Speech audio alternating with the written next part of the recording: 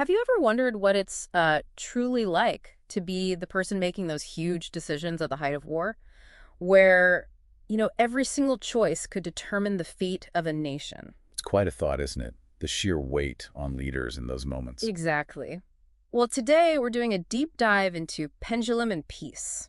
It's this fascinating strategic simulation that, well, it basically puts you right in that hot seat. And it's more than just a game, really. It acts as a lens, a way to understand the incredibly complex dynamics of conflict and maybe that difficult path towards peace. So for this deep dive, where are we drawing our information from? Our sources are pretty unique, actually. We're working directly from the game's comprehensive manual itself, including all its appendices and the background notes. Yeah. And this material gives a really structured yet quite insightful perspective on how war, economics, and negotiation all tangle together. Right. So our mission today is to get past the headlines, really try and grasp the levers of power when a crisis hits. We're going to unpack the layers of this simulation. Pull out the key insights. Yeah, and reveal some maybe surprising facts about how military power, economic strength, and diplomatic skill combine to shape what happens. Okay, let's dig in. Sounds good. So at its heart, Pendulum and Peace. It puts you, the player, right in the center as the political leader. Yep, the nation's destiny is on your shoulders, and the ultimate goal, ostensibly, is achieving peace, lasting peace. It sounds straightforward when you put it like that, but I get the feeling the simulation makes it much harder. Oh, absolutely. As the leader, you're immediately caught in this fundamental tension. You've got your generals over at the war board, always pushing for victory, just one more push, new tactics, new tech. Right, the military solution. Then you've got the Treasury, the economics board, constantly warning about the costs piling up, the risk of economic ruin, how losing ground is literally shrinking your ability to even fight. The bean counters, seeing the disaster unfolding. And then there are the diplomats at the negotiation board. They're just following your instructions, trying to make a peace deal work based on the current, often messy situation. And the core truth, the real kicker here, is that your actual power, your main objective, has to be securing that lasting peace. Because the clock is ticking? Yeah, time runs out, people get tired, morale drops, and there's this constant threat, isn't there, that if you don't manage it, peace might just be forced on you. Either by the enemy gaining the upper hand or even by your own backers, external political forces stepping in.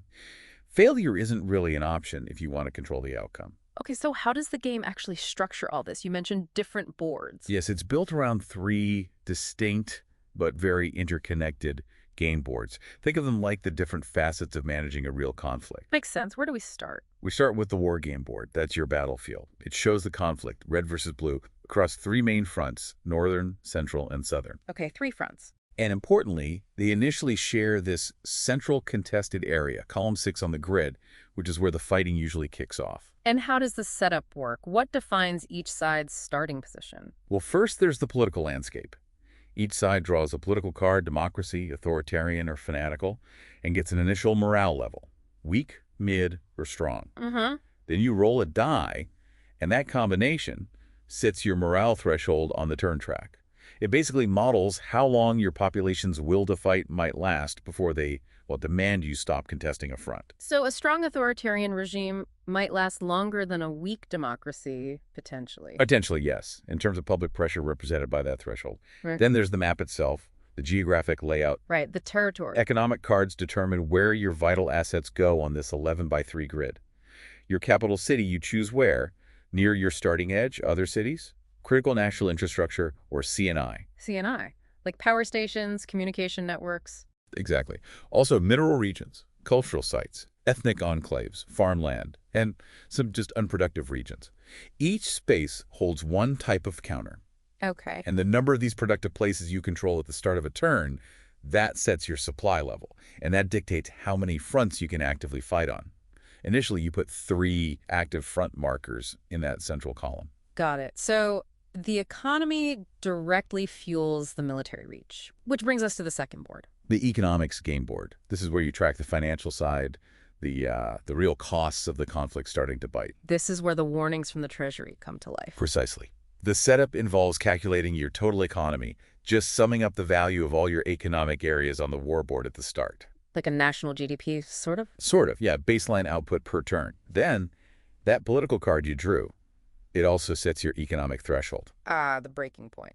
Exactly. A weak political system might have a higher threshold, meaning it breaks sooner under financial strain, while a strong one might tolerate more economic pain, having a lower threshold value to cross. War costs are tracked per active front, say, $2 each initially, so $6 for 3 fronts. And that cost is limited somehow. It's linked to your political leaning and how your total economy compares to that economic threshold. And critically, it tracks cumulative war costs over time. You see the debt mounting turn by turn. Grim. Okay, and the third board. The negotiations board. This simply reflects the current state of peace talks. You have red and blue counters showing each side's position on different contested issues. So you can see visually how far apart you are. Exactly. And it's flexible. You can move your counters, change your stance as the war situation changes, reflecting your attempts to actually negotiate that peace deal. It's not static. Right, it moves with the flow of the war. So how does a turn actually play out? You mentioned an acronym. Yes, TAC-10, T-A-C-T-E-N. It defines the sequence of actions each turn, keeps things structured. Okay, let's break it down. T. T is for turn track. Simple enough. You just advance the orange turn marker one space. Okay. Seems too simple. But here's where it gets really interesting. Remember those morale thresholds we talked about? Yeah, the point where your people get fed up. If the turn track marker reaches a side's morale threshold number, that side must permanently make one of their active fronts passive. They just stop fighting there. Wow, okay. Forced withdrawal due to war weariness. Exactly. And similarly, if your economy is hurting badly enough that you cross your economic threshold, same thing happens, another front must become passive. So you could end up barely able to fight if both thresholds are crossed. You could end up with only one active front, absolutely. Your nation's capacity just shrinks dramatically. Okay, that's T. Next is A. A is for advantage. This reflects, technology, better tactics, maybe superior intelligence things that give one side an edge. And it can shift. How does that work? On turn 1, it's a simultaneous dice roll. High roll gets it. After that, it depends on more rolls. You might keep it, lose it, or it might shift back to neutral. The point is, it's dynamic. And what does having advantage actually do? This is significant. The side with advantage gets a +1 bonus to all their combat dice rolls for that turn. All of them. That's huge. It's a major tactical edge. It really models how a breakthrough or superior doctrine can impact fighting across the board. Okay, makes sense. So after advantage comes C. C for combat. This happens simultaneously on all the active fronts where both sides are still fighting, initially in that central column. And it's dice rolls again? Yep, 1d6 for each side in each contested area. But, crucially, there are modifiers. Like the advantage bonus. Exactly. Okay. +1 for advantage. You also get a +1 if you're attacking into an area that contains one of your own city counters. The urban warfare difficulty for the attacker? Precisely. And another +1 if you're attacking into an area with an ethnic enclave counter of your own color. Represents local support, partisans maybe. Okay, so modifiers can stack up. What are the results? Well, if both roll high or both roll low, it might be inconclusive a stalemate for that turn. But if one side rolls high, say 5 or 6, potentially boosted by modifiers, and the other rolls low, 1 to 4, then it's a capture. And a capture means? The winner's active front counter physically moves one column forward into the loser's territory. Territorial gain. Okay, but what if you roll badly? Is there any way to influence it? Yes. There's a fascinating mechanic called general dismissals. It's quite dramatic. Firing the generals? Basically, yes. Each side can do this up to 3 times during the whole game. Only once per turn, though. You dismiss a general to get a +1 modifier on a single crucial reroll. A reroll of what? Either the advantage roll at the start of the turn or one specific combat roll on one front. It's a limited, high-stakes gamble to try and salvage a bad situation, like sacking the commander in hopes of changing fortune. A desperate measure. I like it. Now, if we connect this to the bigger picture, logistics, the game models this through supply line advantage. The closer a fight is to your starting edge of the board, the better your combat odds become. For example, if red is fighting on column red 3, they might win on a 4+ black, while blue needs a 5+ day. Push closer to blue's edge, say blue 1 or 2, and it gets even harder for red to win. It reflects overstretched supply lines, making attacks harder. That's clever. It makes deep invasions progressively more difficult. What about those passive fronts we mentioned? If a side is exhausted? Right. If both sides are passive on a front, nothing happens there. No combat. But if one side is passive and the other is still active, the active side rolls, but the passive side cannot make a blocking roll. So the active side just needs a decent roll to advance. Essentially, yes. It makes advancing against an exhausted opponent much easier. They've effectively withdrawn resistance on that front. Okay, combat's resolved. Next, in Tac 10. T again, this time for territorial transfers. This is just the physical movement of those active front counters on the board to show the new battle lines after captures. Simple enough. But No. there must be consequences. Oh yes, critical economic consequences.